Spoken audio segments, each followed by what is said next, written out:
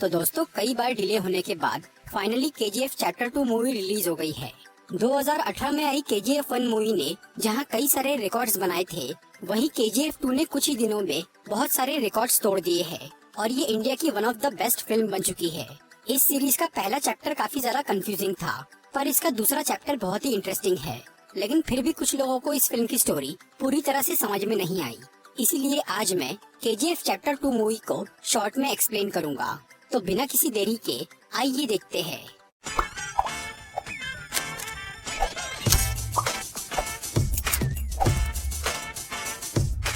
इस फिल्म की शुरुआत में 2018 यानी प्रेजेंट डे का टाइम दिखाया जाता है।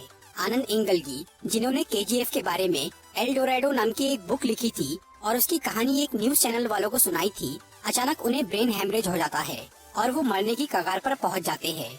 फिर वो न्यूज चैनल वाले उन्हें देखने के लिए हॉस्पिटल में जाते हैं। वहाँ उनकी मुलाकात आनंद इंगलगी के बेटे विजेंद्र इंगलगी से होती है, जिन्हें वो बताते हैं कि उनके पिता ने एल डोराडो की सिर्फ आधी कहानी ही सुनाई थी और क्योंकि गवर्नमेंट ने उस बुक की सभी कॉपीज को जला दिया था और उन न्यूज चैनल वालों के पास भी जो किताब थी वो भी जली हुई थी, इसीलिए अब उनके लिए बाकी की कहानी जानना नामुमकिन हो गया था। इसी वजह से विजेंद्र इंगलगी उन्हें एल डोराडो की बची हुई कहानी सुनाने का फैसला करता है, क्योंकि उसके पिता ने उस किताब के पीछे अपनी पूरी जिंदगी लगा दी थी और वो नहीं चाहता था कि वो कहानी अधूरी रह जाए। पर विजेंद्र को भी वो कहानी पूरी तरह से याद नहीं थी, इसीलिए वो उन न्यूज चैनल वालों को अपने पिता की लाइब्रेरी में लेकर जाता है और वहाँ तलाश करने पर उन्हें उस बुक के दूसरे चैप्टर की एक रफ कॉपी मिल जाती है, जिसकी कहानी विजेंद्र उन्हें सुनाना शुरू करता है। केजीएफ में जब रॉकी ने गरुड़ा को मारा तब वहाँ के 20,000 लोग रॉकी के साथ मिल गए, क्योंकि वो पहले ही उन सबका मसीहा बन चुका था। इसीलिए उन्होंने वहाँ के सभी गार्ड्स को मार दिया और रॉकी को अपना सुल्तान बना दिया। दूसरी तरफ केजीएफ के पार्टनर्स को सिर्फ यही बात पता चली थी कि गरुड़ा मर चुका है और उन्हें लग रहा था कि अब गरुड़ा का छोटा भाई विराट वहाँ का नया राजा बनेगा। इसीलिए अगले दिन एंड्रयूज, राजेंद्र देसाई, गुरु पांडियन और कमल, ये सभी पार्टनर्स विराट का राज्य अभिषेक देखने के लिए केजीएफ पहुँचे। पर रॉकी ने गरुड़ा को मारने से पहले ही विराट को मार दिया था ताकि वो उसके खिलाफ आवाज न उठा सके। इधर सभी पार्टनर्स रॉकी को केजीएफ का बॉस बना देख बहुत हैरान और परेशान हो जाते हैं। ऊपर से रॉकी ने राजेंद्र देसाई की बेटी रीना को भी जबरदस्ती वहाँ बुलवा लिया था, क्योंकि वो उससे प्यार करता था। पर रीना इससे खुश नहीं थी। ये सब देखकर कमल बहुत गुस्सा होता है और वो रॉकी का विरोध करता है, इसीलिए रॉकी उसे मार डालता है। उधर केजीएफ में काम करने वाले सभी लोग रॉकी के बॉस बनने से बहुत खुश थे, क्योंकि वो उन्हें रोटी, कपड़ा, मकान और दवाई सब कुछ दे रहा था। और अब रॉकी ने पुराने गार्ड्स की जगह वहाँ के कई सारे वर्कर्स को हथियार देकर उन्हें नए गार्ड्स बना दिया था, पर उनमें से किसी को भी बंदूक चलाना नहीं आता था।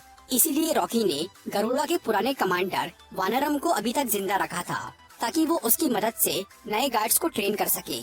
वानरम पहले तो रॉकी के खिलाफ था, लेकिन बाद में वो उसका साथ देता है और वो फिर से कमांडर बनने के लिए तैयार हो जाता है। फिर वो सभी वर्कर्स को बंदूक चलाना सिखाता है और वहाँ की सिक्योरिटी की अच्छी तरह देखभाल करता है।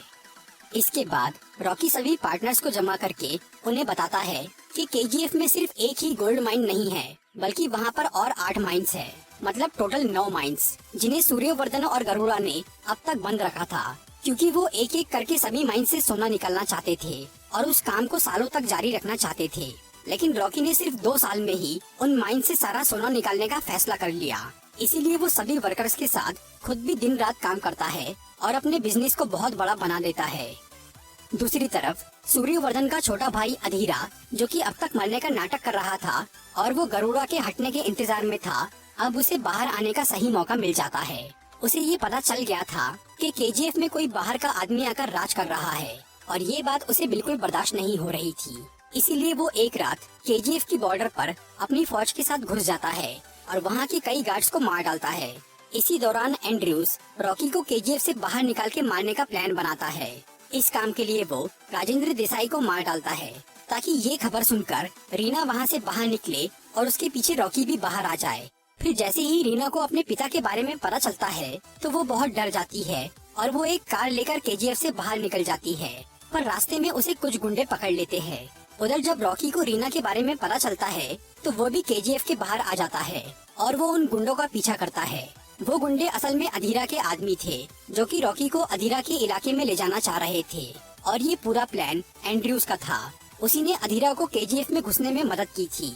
फिर रॉकी उन सभी गुंडों को मार के रीना तक पहुंच जाता है, लेकिन अब वो अधीरा के इलाके में आ चुका था और तब अधीरा उसे गोली मार देता है, जिससे रॉकी बहुत घायल हो जाता है। पर अधीरा उसे जान से नहीं मारता, क्योंकि वो रॉकी को अपनी पावर दिखाना चाह रहा था और केजीएफ के सभी लोगों को खौफ में डालना चाह रहा था। इसीलिए वो रॉकी को छोड़ देता है और वो अपनी फौज के साथ केजीएफ के बाहर डेरा डाल लेता है और वो किसी को भी केजीएफ के अंदर बाहर जाने नहीं देता, जिससे उनका बिजनेस रुक जाता है। इसी दौरान मुंबई में रॉकी का पुराना बॉस शेट्टी अपनी पावर बढ़ाने के लिए दुबई के डॉन इनायत खलील से हाथ मिला लेता है और वो रॉकी के सभी साथियों को मार के पूरे पश्चिमी तट पे कब्जा कर लेता है। इसी दौरान पार्लियामेंट के कई मेंबर्स गुरु पांडियन की सरकार गिराने की कोशिश करते हैं। गुरु पांडियन, जो कि कई साल से प्राइम मिनिस्टर था, उसकी वजह से ही अब तक केजीएफ पर कोई लीगल एक्शन नहीं लिया गया था। लेकिन अब चारों तरफ से केजीएफ पर हमला हो रहा था और रॉकी की तबीयत भी काफी खराब थी। फिर जब रॉकी की तबीयत थोड़ी सुधरती है तो वो अपना दिमाग शांत करने और एक खास काम को अंजाम देने रीना के साथ हेलीकॉप्टर से केजीएफ के बाहर निकलता है और वो दोनों दुबई चले जाते हैं। वहाँ पर रॉकी इनायत खलील से मिलता है और उससे बिजनेस डील की बात करता है। पहले तो इनायत खलील इसके लिए राजी नहीं होता, क्योंकि उसने अब शेट्टी से हाथ मिला लिया था। लेकिन रॉकी ने दुबई जाने से पहले ही अपने खुफिया आदमियों की मदद से शेट्टी को बर्बाद करने की तैयारी कर ली थी और उसके दुबई पहुंचने तक शेट्टी की पूरी गैंग खत्म हो जाती है।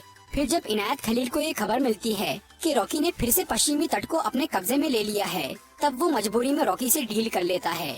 इसके अलावा रॉकी इनायत खलील से बहुत सारी AK-47 गन्स खरीद लेता है, क्योंकि अब तक उनके पास सिर्फ पुरानी गन्स ही थी।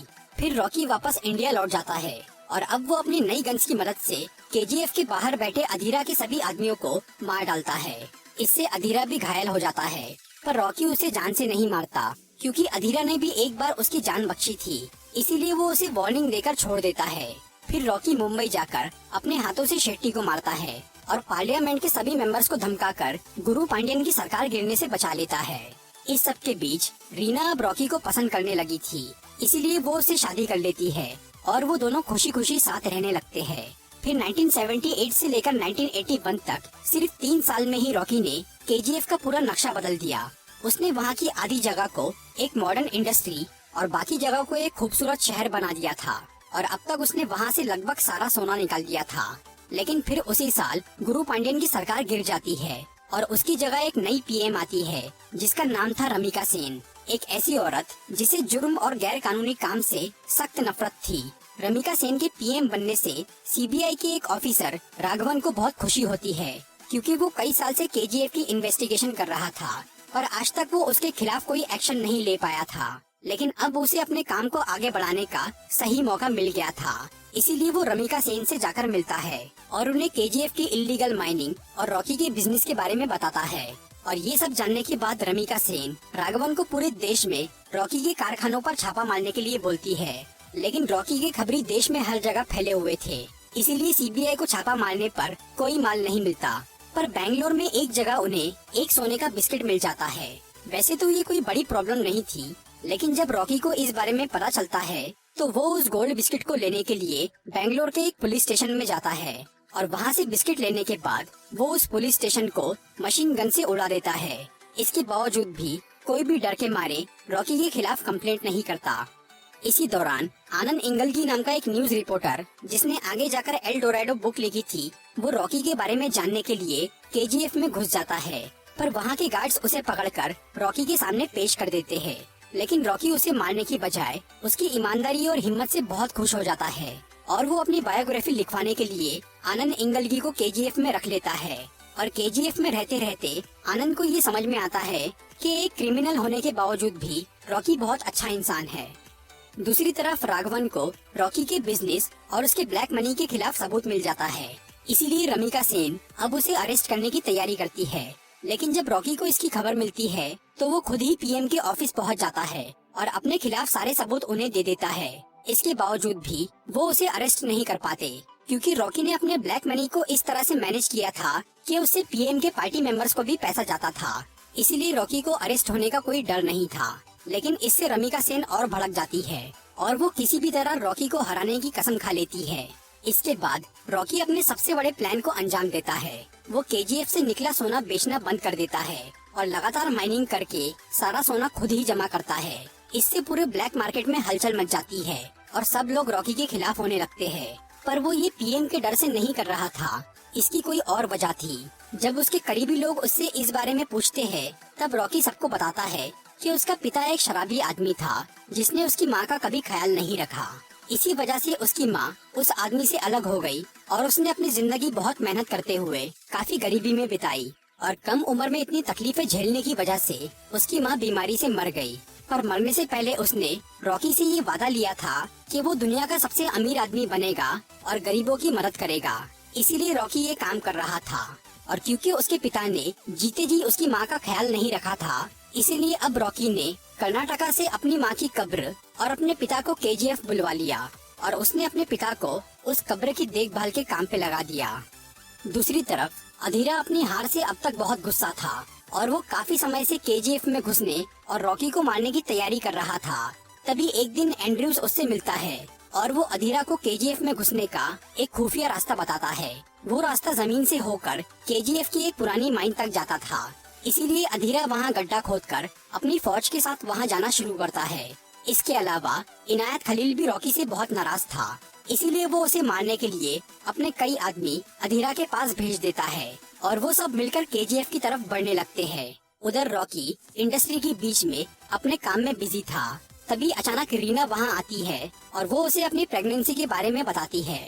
लेकिन उसी वक्त अधीरा अपने आदमियों के साथ केजीएफ में पहुँच जाता है और एंड्रयूज भी अपने साथियों के साथ वहाँ पर आ जाता है और वो सब लोग वहाँ के गार्ड्स